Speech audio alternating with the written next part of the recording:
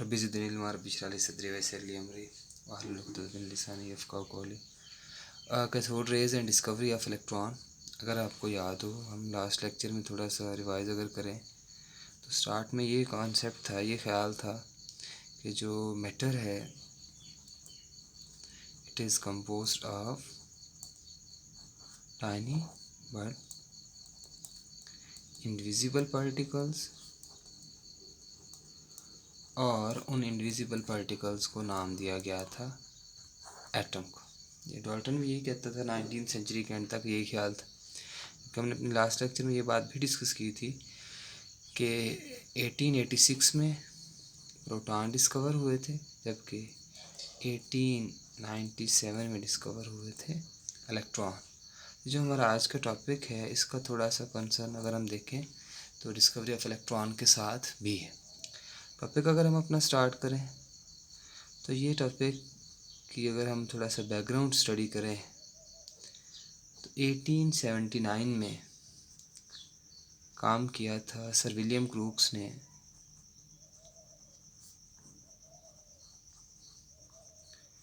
Sir William crooks ने 1879 में काम किया, और काम किस चीज़ पे किया जी? काम किया उन्होंने गैसेस, और उन गैसेस में से उसने पास कराया इलेक्ट्रिक करंट को। गैसेस में से इलेक्ट्रिक करंट को पास कराया, लेकिन कंडीशन क्या रखी कि जब उसने करंट पास कराया, ये उसने करंट पास कराया at a very low pressure, और उसने स्टडी किया। जो सारी एक्सपेरिमेंटेशन उसने की, जो गैसेस में से उसने इलेक्ट्रिक करंट पास कराया लो टेम्परेचर पे, उसने अपने एक्सपेरिमेंट परफॉर्म किया था डिस्चार्ज ट्यूब के ज़रिए से।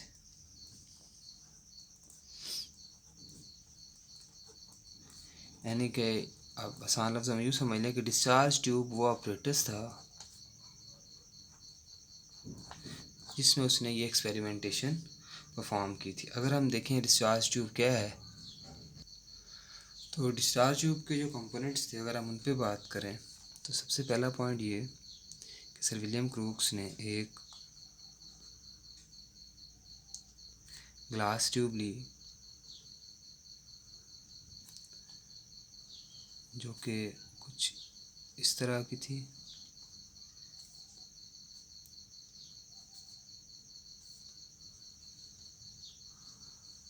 और उस ग्लास ट्यूब में उन्होंने, हमारी बुक के अकॉर्डिंग अगर हम बात करें तो 2 इलेक्ट्रोड्स फिट की। इलेक्ट्रोड क्या होते हैं हम अभी इस पे भी बात करेंगे। ये एक इलेक्ट्रोड और ये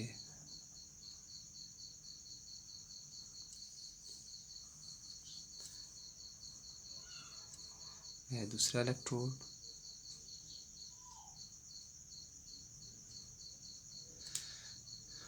बेटा अगर हम थोड़ा सा बात कर लें, एक लफ्ज़ हमने यूज़ किया कि उन्होंने क्या किया जी कि 2 मेटालिक रॉड्स यूज़ किए। उन मेटालिक रॉड्स को हम क्या नाम दे रहे हैं? इलेक्ट्रोड्स का। अगर कभी आपसे पूछा जाए कि इलेक्ट्रोड्स क्या होते हैं तो आप सिंपली बताएंगे कि वो कुछ नहीं बल्कि सिंपल मेटल है, मेटल्स के रॉड होते हैं, और उन पे ऑक्सीडेशन या रिडक्शन होती है। ऑक्सीडेशन और रिडक्शन का डिटेल्ड फिनोमेना जो है वो चैप्टर नंबर 7 में पढ़ेंगे। वैसे आपने थोड़ा लोअर क्लासेस में पढ़ा होगा। वो हम सिंपली बात कर लेते हैं कि इलेक्ट्रॉन अगर लूज़ हो रहा हो तो हम उसे नाम देते हैं ऑक्सीडेशन का, और अगर गेन हो रहा हो तो हम उसे नाम देते हैं रिडक्शन का। तो 2 मेटालिक रॉड्स थे, ये ग्लास ट्यूब थी, 2 मेटालिक रॉड्स, और इन 2 मेटालिक रॉड्स को कनेक्टेड विद बैटरी। क्या कि उन्होंने इसको बैटरी के साथ कनेक्ट किया। लेट्स सपोज के मैं अगर इन दोनों मेटालिक रॉड्स को शो करते हुए इस तरफ मैं कहता हूँ जी कि हमने इसको कनेक्ट कर दिया किसी बैटरी के साथ।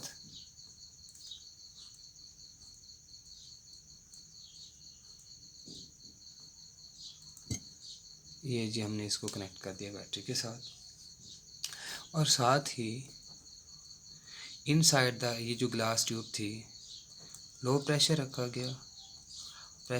गया बहुत कम 10⁻⁻⁴ एटमॉस्फेरिक प्रेशर। और ये प्रेशर कम करने के लिए वैक्यूम ऑपरेटस यूज़ किया गया, जिसके ज़रिए से प्रेशर को कम रखा गया वैक्यूम पंप के ज़रिए से।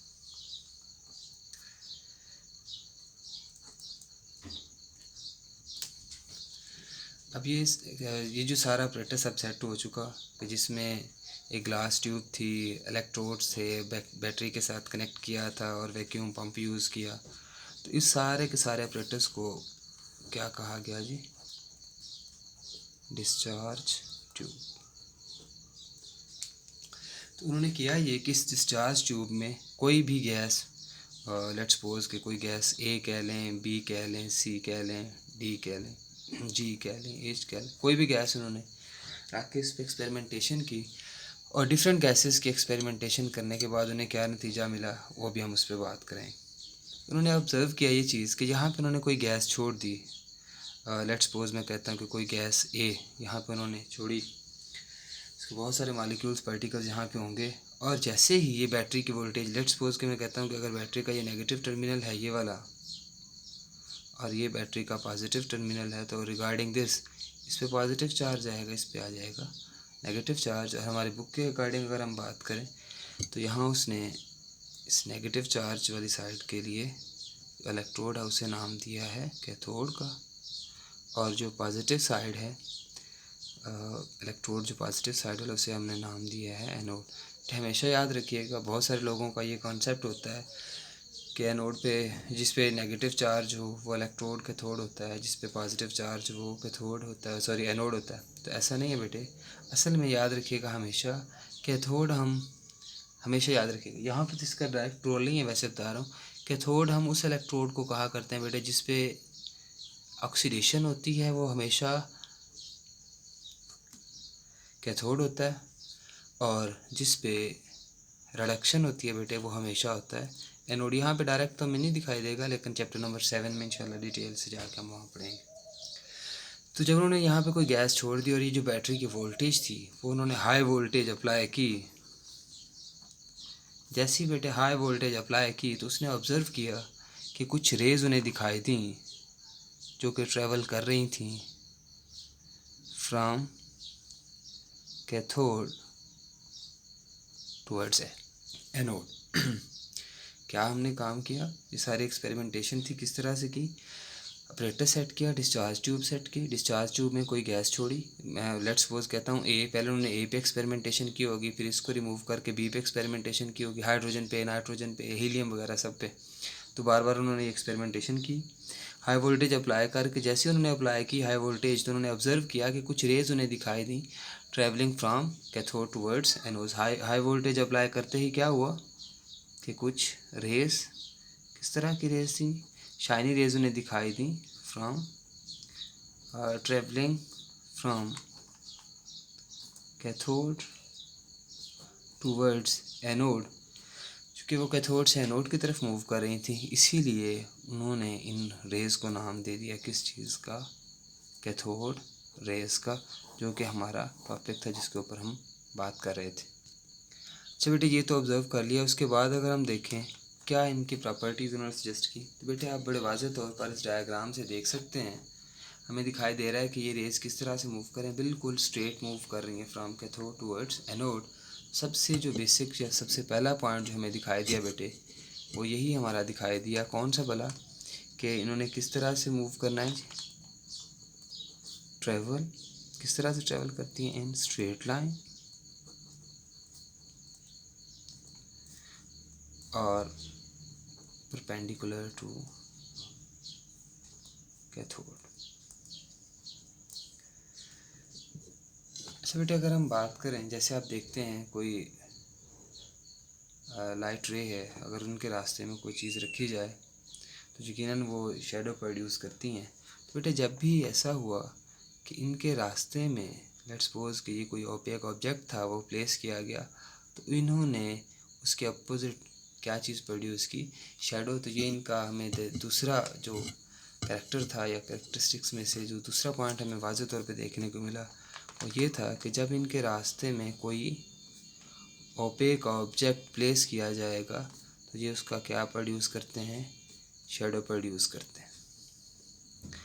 ये सिर्फ एक कैथोड रे एक की बात नहीं हो रही, जो भी गैस यूज़ की गई ना ABCXYZ जो भी गैस यूज़ की सारों ने इस तरह बिहेव किया, सारों के करैक्टरिस्टिक्स उसने स्टडी करने के बाद ये कॉन्सेप्ट पेश किया, ये जो हम भी पढ़ रहे हैं। अच्छा बेटे नेक्स्ट अगर हम बात करें तो आप बड़े वाज़े तौर पर देख सकते हैं कि ये जो रेज़ हैं वो नेगेटिव से मूव कर रही हैं टूवर्ड्स पॉजिटिव, नेगेटिव से पॉजिटिव। तो आप बेटे जानते हैं कि अपोजिट चार्जेस आपस में अट्रैक्ट करते हैं, क्योंकि ये पॉजिटिव की तरफ जा रही हैं तो यकीनन इन पे चार्ज कौन सा होगा, नेगेटिव चार्ज होगा। नंबर 3 पॉइंट क्या हुआ जी कि अगर हम इनकी बात करें चार्ज की तो किस तरह का चार्ज होगा इन पे, दे आर नेगेटिवली चार्ज्ड। वजह क्या है, क्योंकि ये किस तरफ मूव कर रही हैं, they are moving towards positive plate या एनोड। ये हमने इनका पॉइंट नंबर 3 डिस्कस कर लिया। पॉइंट नंबर 4 अगर हम इनका डिस्कस करें तो जैसे ही बेटे इनके रास्ते में, ये भी हमने बात की बॉडी की, बॉडी रखी गई तो जब भी इनके रास्ते में कोई बॉडी रख के उसने ऑब्ज़र्व किया होगा, स्टडी किया होगा, तो उसने ये चीज़ ऑब्ज़र्व की कि उसका जो नॉर्मल टेम्परेचर था उस बॉडी का, वो टेम्परेचर उससे रेज़ होता हुआ दिखाई दिया। तो ये सजेस्ट किया चौथा पॉइंट क्या बोला कि ये क्या करते हैं, raise the temperature of body, जो भी इनके रास्ते में प्लेस्ड किया जाए वो इसकी बॉडी टेम्परेचर को रेज़ करते हैं। पॉइंट नंबर 5 जो है ये बाद में इनका काम नहीं था, ये थॉमसन ने इस पे बात की। क्या क्या बेटे उसने कि इसने चार्ज टू मैस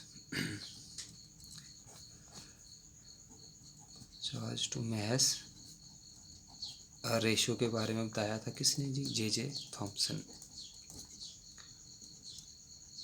क्योंकि आप जानते हैं इलेक्ट्रॉन डिस्कवरी में इसका रोल है ना, और ये कैथोड रेज ने ही असल में आगे जाकर इलेक्ट्रॉन के डिस्कवर होने में हेल्प की थी। इस वजह से इन दोनों के काम को यहाँ पे कंपाइल करके हम पढ़। नंबर 6 पॉइंट की अगर हम बात करें वो ये कि जब इन्हीं रेज ने जाके वाल्स ऑफ डिस्चार्ज ट्यूब को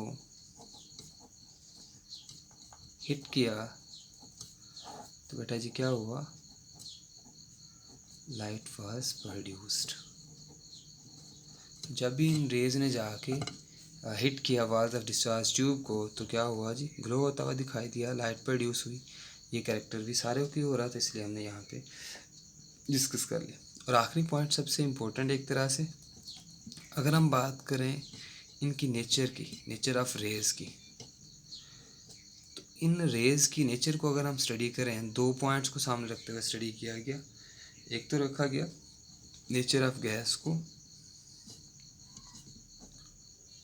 और दूसरा स्टडी किया गया कैथोड मटेरियल को। तो बेटा ये चीज़ देखने को मिली कि जो मर्ज़ी गैस यूज़ की, gas A B C D, hydrogen, helium, neon, nitrogen, जो मर्ज़ी गैस यहाँ पे यूज़ की गई, तो ये स्टडी हुआ, ये चीज़ देखने को मिली कि नेचर ऑफ गैस और कैथोड पे क्या ये इन पे डिपेंड करती हैं या नहीं डिपेंड करती। तो ये चीज़ देखने को मिली कि जो मर्ज़ी हम गैस यूज़ करें, जो रेज़ प्रोड्यूस हो रही थी वो क्या थी, सेम थी। जब वो रेज़ सेम थी तो यहाँ से वाज़े तौर पर एक क्लू मिला कि ये जो रेज़ हैं वो